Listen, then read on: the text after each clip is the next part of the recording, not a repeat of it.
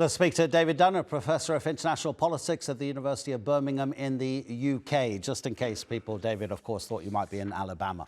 Has Trump become an emperor rather than a president? Has he found a way to evade the checks and balances in the American system? Well, I think what we've seen in the first 3 months of the Trump administration is Trump pushing the boundaries on every aspect of presidential power.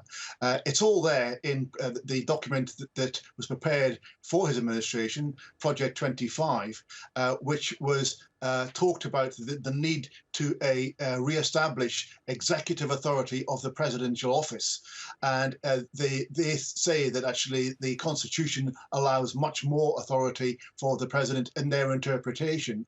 And what we're seeing is Trump in every aspect of law asserting that executive authority. The Madisonian settlement, going back to the constitutional settlement of 1789, talks about checks and balances and co-equal branches of government. And what Trump wants to do is to run as effectively as King Donald or an emperor, as you suggest. But and again, even the way he's trying to govern, he's not taking laws and putting them before Congress. He's issuing executive orders and trying to rule by fiat, and of course by getting his agencies to dig up obscure laws like the Alien Enemies Act, which actually only really works in times of national emergency or wartime and has no real legal basis. But he's pushing the boundaries. And even when you have courts telling him that actually he's broken the law and he needs to rectify the errors that he's made, he is actually finding ways to work around that. And what that does is line up a potential constitutional crisis. But it seems to be a constitutional crisis that he's prepared to fight. Yeah, I mean, let's return to that if we have time, in terms of how he's manipulating the situation to his advantage. Because I wanted to ask you rather a more philosophical question, David, in terms of, is this because Trump is presenting himself as being infallible, that whatever decision he makes is always going to be the right decision?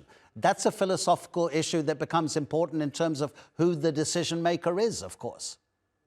I think it is, and there's two aspects of that. Apparently, he believes that God spared him from the Butler attempted assassination to do his will, and therefore he's seeing his second term as an opportunity to act on every one of his instincts and every one of his whims in every policy area, and to hang with anyone else who actually tries to block those impulses. So he sees himself as having a second opportunity, a very rare, unusual second opportunity. He sees that to be divinely inspired, and he trusts in his instincts, and it seems to be happy to tear up the Constitution, the rule of law, and the relationship between the branches of government in order to achieve that.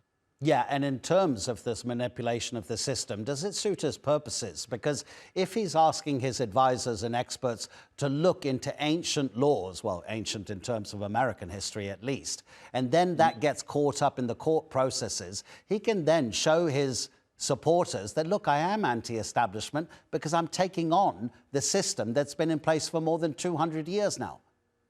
Yes, and I think actually it's about following up on his whims, playing to his base, and to hang with the consequences, because he can't be re-elected under the 22nd Amendment, and therefore he will never face the electors again other than the midterms, and therefore he sees himself as not being concerned. We see this with the tariffs. He's not concerned with the impact it has on the economy. He thinks he has an idea of what he wants to do, and he wants to act on that in order to actually follow through on what he thinks is the right thing to do, to hang with the consequences. Always enjoy your analysis, David. You know that. Thank you so much indeed. Always a pleasure.